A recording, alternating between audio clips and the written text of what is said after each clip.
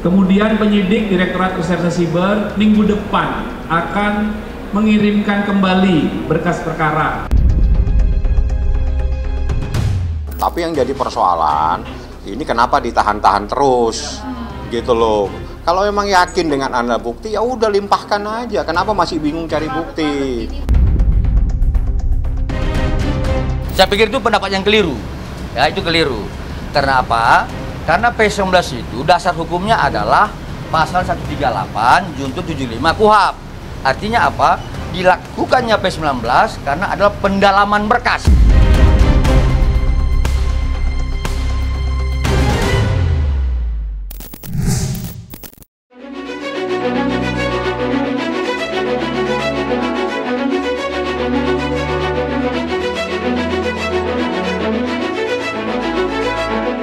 Teka-teki kepastian nasib hukum Nikita Mirzani akhirnya terjawab dengan tegas. Ia terbantah sudah desas-desus akan dibebaskannya Nikita Mirzani lantaran kurang bukti. Pasalnya, pada tanggal 2 Mei 2025 kemarin, Kabid Humas Polda Metro Jaya telah mengumumkan kabar terbaru bahwa masa penahanan terhadap Nikita Mirzani resmi diperpanjang selama 30 hari ke depan. Tepatnya hingga tanggal 1 Juni 2025 mendatang. Sontak saja, kabar terbaru tersebut berhasil menjadi buah bibir perbincangan masyarakat seisi jagat maya. Sampai-sampai Fitri Sahuteru pun ikut bersuara dan memberikan komentarnya terhadap keputusan perpanjangan masa tahanan Nikita. Lantas, seperti apa tanggapan Fitri, serta bagaimanakah pula penjelasan lengkap pihak Polda Metro Jaya? Hasil komunikasi kami dengan rekan-rekan penyidik dari Direktorat Reserse Siber Polda Metro Jaya, maka terhadap tersangka dugaan tindak pidana pengancaman, kemudian pemerasan melalui media elektronik, dan atau pemerasan, dan atau tindak pidana pencucian uang atas nama tersangka saudara IM ya, dan tersangka saudari NM berdasarkan surat perpanjangan penahanan dari Pengadilan Negeri Jakarta Selatan, maka mulai hari ini tanggal 2 Mei 2025 terhadap kedua tersangka dilanjutkan penahanannya dalam periode 30 hari ke depan dalam proses penyidikan di Direktorat Reserse Siber Polda Metro Jaya. Menurut aku cuman sedikit jawabannya sesuai dengan prosedur. Kalau ada yang ngomong yang menciptakan buzzer sudut pandang ini itu udah basi ya. Emang kalian siapa? Bisa ngatur hukum di negara ini. Tapi ada yang menarik nih. Kalau di Kepanjen, Isa Zega yang dalam BAP-nya tidak ada tuh BAP pemerasan, adanya pencemaran nama baik. Di dalam kesaksian para saksi juga tidak ada itu pemerasan, dituntut 5 tahun. Ini kalau NM berapa tahun Pak Jaksa, jangan kalah sama Jaksa Kepanjen ya. Pengen tahu, menarik, sangat menarik. Ini NM kan ada perbuatannya, ada barang buktinya, ada. Berapa lama dituntutnya? Ayo Dalang. Ya benar, saya baru terima tadi malam dari para tersangka, di mana diperpanjang 30 hari sampai tanggal 1 Juni tahun 2025. Anda kalau tanya kenapa, itu boleh karena itu amanah di dalam KUHP. Jadi apabila sebuah tindak pidana dengan ancamannya 9 tahun ke atas bisa diperpanjang penahanannya, tapi beda yang melakukan penahanan. Kalau 20 hari itu yang menahan adalah penyidik, dalam hal ini polisi, 40 hari adalah jaksa penuntut umum, 30 hari nanti itu biasanya yang melakukan penahanan adalah dari pihak pengadilan. Seperti itu. Jadi itu dibenarkan di KUHP.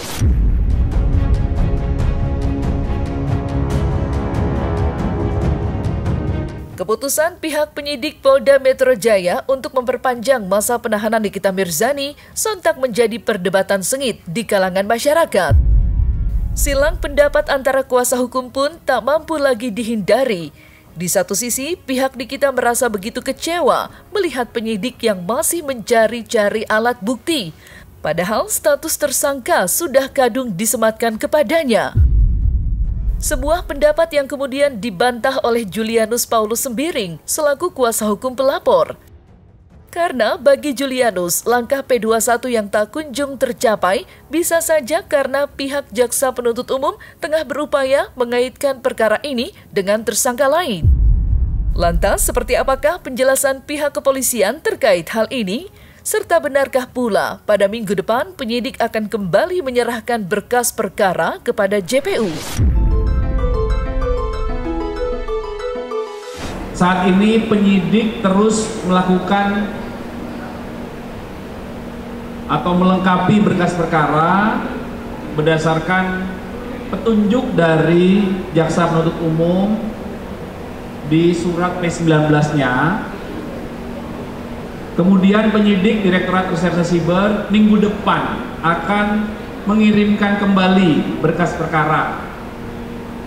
Ya, jadi perlu kami jelaskan bahwa di tahap 1, tahap awal, penyidik sebelumnya mengirimkan berkas perkara kepada jaksa penuntut umum di Kejaksaan Negeri Jakarta Selatan.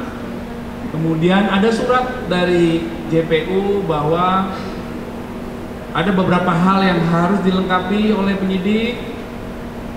Ada surat P18 dan petunjuknya secara rinci di P19 namanya. Kemudian dilengkapi dan minggu depan setelah proses pelengkapan itu, maka penyidik akan mengirimkan kembali berkas perkara ke JPU. Ya silakan, itu hak. Jadi kalau hak dan wewenang kekuasaan yang melekat ya silakan. Tapi yang jadi persoalan ini kenapa ditahan-tahan terus, gitu loh. Kalau memang yakin dengan Anda bukti ya udah limpahkan aja. Kenapa masih bingung cari bukti? Masih bingung cari bukti kan jadi timbul pertanyaan gitu loh. Ada apa Anda masih bingung cari bukti? Kemarin cari bukti, hari ini cari bukti, kan repot kita. Ada informasi yang beredar yang kami dengar juga bahwa perpanjangan masa tahanan ini dengan P19 bolak-balik itu karena kurangnya alat bukti. Saya pikir itu pendapat yang keliru. Ya, itu keliru. Karena apa? Karena P19 itu dasar hukumnya adalah pasal 138 junto 75 KUHP. Artinya apa? Dilakukannya P19 karena adalah pendalaman berkas. Ya, berkas terhadap keterangan saksi, keterangan pelapor dan sebagainya. Penetapan tersangka itu minimal dengan alat bukti sebagaimana pasal 184 sudah terpenuhi oleh penyidik Polda Metro Jaya. Jadi kalau kemudian dikatakan sekarang kurang alat bukti itu keliru.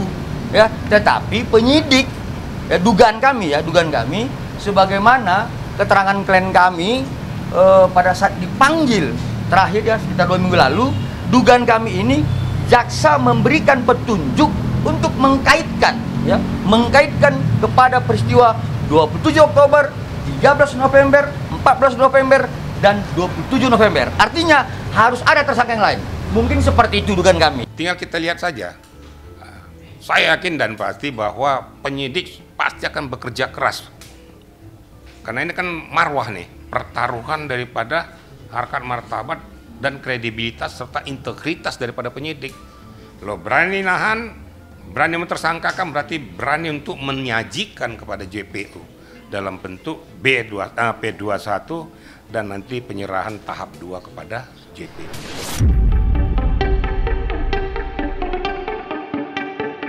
Beriringan dengan perkara yang kini berjalan di Polda Metro Jaya, pihak Reza Gladys dan sang suami ternyata tidak tinggal diam. Alih-alih berpangku tangan menanti kepastian, Reza Gladys dan Ataubah Mufid justru semakin menjadi-jadi dalam mengejar pihak-pihak yang diduga mengganggu jalannya bisnis mereka. Seperti diketahui, kini Ataubah Mufid sudah melayangkan laporan di Polres Metro Jakarta Selatan atas dugaan pencemaran nama baik terhadap akun media sosial berinisial DD yang tak lain diduga merupakan milik sosok dokter detektif alias Doktif. Namun menariknya, dalam perkara yang sudah berjalan itu, Ataubah Mufid kedapatan menghadirkan Dr. Andreas Henry Situngkir sebagai saksi, di mana Dr. Andreas telah diperiksa pada tanggal 2 Mei 2025 silam. Lantas, seperti apakah hasil pemeriksaan terhadap Dr. Andreas? Ya, jadi kedatangan kami hari ini adalah untuk memberi keterangan ya klien kami juga ya, Dr. Andreas Henry Situngkir di Medan, tetapi hari ini beliau sebagai saksi terhadap laporan polisi klien kami Dr. Mufid, ya, itu dengan laporan polisi dengan persangkaan pasal 27A. Tadi pertanyaannya sekitar 14, hanya seputaran persoalan apakah klien kami mengenal, ya, inisial S, kemudian si pelapor dan kemudian saksi yang lain, dan terhadap peristiwa yang dilaporkan oleh klien kami Dr. Mufid, seperti itu. Laporan Dr. Mufid terhadap akun DD, akun DD, ya, tetapi itu setelah kita ketahui dari hasil proses penyidikan di Polrestabes Medan, akun dokter detektif itu dikuasai dan dimiliki oleh inisial S. Ya, kami serahkan kembali kepada proses hukum penyidik dan kepada kejaksaan. Pokoknya teman-teman doakan yang terbaik aja buat saya dan keluarga sama istri ya. Baik, kalian sehat-sehat ya. Tapi kalau dokter sendiri keinginannya apa kalau sama FM sendiri gitu, Dok? Proses hukum baik lah. Keinginannya proses hukum berjalan aja gitu. Ya, Dr. Andreas sebagai saksi menerangkan, melihat dan mendengarkan, ya, bahwa apa yang disampaikan oleh inisial S itu adalah bohong dan benar menyerang kehormatan, seperti itu. Sebenarnya ada satu perbuatan kembali, ya, tentang persangkaan pasal 27A menyerang kehormatan klien kami Dr. Mufid, mengarah kepada perkataan bahwa inilah suami istri yang menipu. Nah, sekarang dalam proses lidik, ya, proses lidik, bukti yang kami berikan hanya sebatas pada saat kami melaporkan awal seperti itu, ya, ada screenshot, capture gambar dan keterangan saksi seperti itu.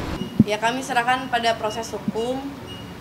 Ya, kita serahkan aja, mudah-mudahan ya sebaik-baiknya aja. Ya, sabar aja. Ya, selama ini kan kita diam, ya. Gitu, maksudnya biar masyarakat bisa menilai lah, gitu. Biar masyarakat bisa menilai kalau misalkan produk kita bermasalah, produk kita berbahaya, ya mungkin saat ini saya bukan berada di sini, pasti sudah berada di BPOM, bolak-balik ke BPOM dan lain sebagainya. Biar masyarakat yang bisa menilai.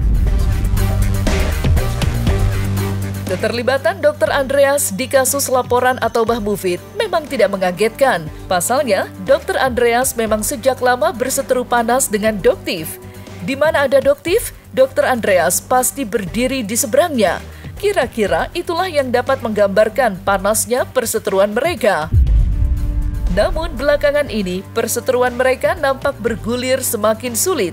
Pasalnya, pihak Dr. Andreas kini dibuat kecewa lantaran pihak Polrestabes Medan tak kunjung melakukan pemanggilan terhadap Doktif dalam kasus laporan pencemaran nama baik yang dilayangkan Dr. Andreas.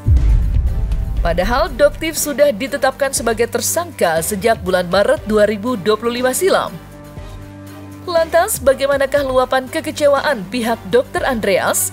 Serta mungkinkah pula pihak Andreas menduga adanya dugaan permainan di balik ini semua? Sebenarnya ini kan aneh, ya, kalau saya katakan ini aneh gitu. Klien kami sudah melaporkan sejak Oktober 2024, ya. Kemudian penetapan tersangka inisial S ini sudah mulai sejak tanggal 17 Maret 2025. Nah, kemudian kami berharap, ya, sejak panggilan pertama, ya, si inisial S ini dipanggil di Polrestabes Medan tanggal 26 Maret sampai dengan sekarang panggilan kedua belum dilayangkan oleh penyidik Polrestabes Medan, ya. Dan yang lebih aneh, ini aneh, kami barusan mendapatkan informasi dari tim kami di Medan bahwa adanya surat panggilan kepada klien kami dan kepada kami sebagai kuasa hukum untuk datang ke Mabes Polri berdasarkan dumas, ya, berdasarkan dumas si pelapor. Anehnya, itu tujuan adalah untuk sebatas melaksanakan gelar perkara khusus.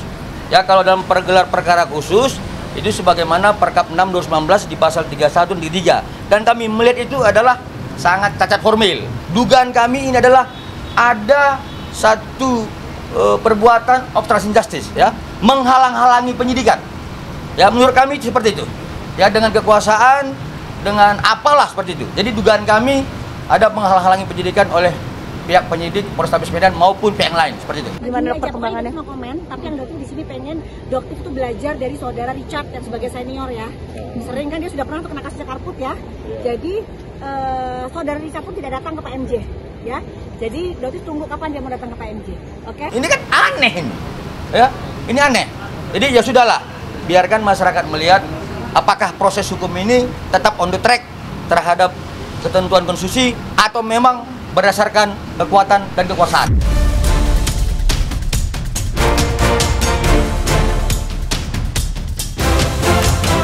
Tidak ada habis-habisnya memang nama Doktif menjadi perbincangan.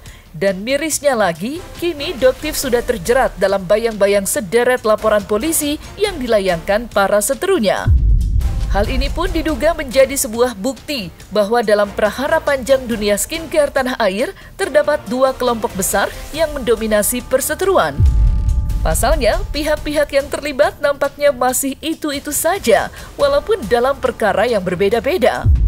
Mirisnya lagi, usai Nikita ditahan bulan Maret silam, semua mata seakan tertuju pada Doktif yang habis menjadi sasaran pihak-pihak seberang. Sampai-sampai Fitri Sahuteru buka suara dan menyerukan tudingan terhadap Doktif. Lantas, mengapa Fitri Sahuteru sampai tegas berseteru dengan Doktif? Nih ya, Bapak polisi ya. Aku rasa juga kan sudah banyak yang tahu apa sih skenario terbesar dalam urusan huru-hara ini. Aku rasa juga Bapak Hakim di Kepanjen juga sudah tahu. Karena aku sudah dengar ya. Mereka sudah paham apa yang terjadi di Indonesia ini sehingga begitu onar. Tinggal satu nih, tinggal satu ya Bapak aparat penegak hukum. Tinggal satu si Samira ini yang dia menurut aku terlibat dalam urusan hancurnya bisnis-bisnis skincare di Indonesia ini yang memang harus didalami penyelidikannya, dilihat bagaimana. Karena untuk mereview skincare dan membawa ke lab itu ada bosnya. Ya kalau misalnya jauh sampai bosnya ya sudahlah. Catur yang mendekati raja itu apa sih namanya? Ya sudahlah. Tinggal satu nih Samira yang onar. Buat Teh Fitri Sahuteru, Teh Fitri, ada satu hal yang benar-benar membuat Doktif itu nggak habis pikir, ya.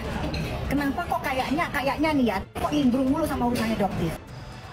Nih kenapa aku tuh ngoceh ya pagi-pagi, karena si Samira ini kamu cek ya di Instagram ini nih udah nyebut-nyebut nama aku. Samira, yang aku maksud bestie kau itu bukan nama kau. Samira, sadar ya, kau bukan lawanku ya. Skincare yang mengandung merkuri yang sudah ada di negara lain, kenapa tidak kau review? Kenapa? Yang aku maksud bestie itu bukan kau. Jauh ya. Kau bukan orang yang patut atau layak aku sikat ya. Tapi kau ini jadi sayang ya, gelar dokter kau ini hanya dijadikan wayangnya dalang, muncul di dunia maya membawa gelar dokter sebagai oknum penghancur bisnis skincare orang lain atas nama rakyat, masyarakat katanya. Padahal dugaannya kan sadar, kau memeras. Sadar kau Samira, kau siapa sadar?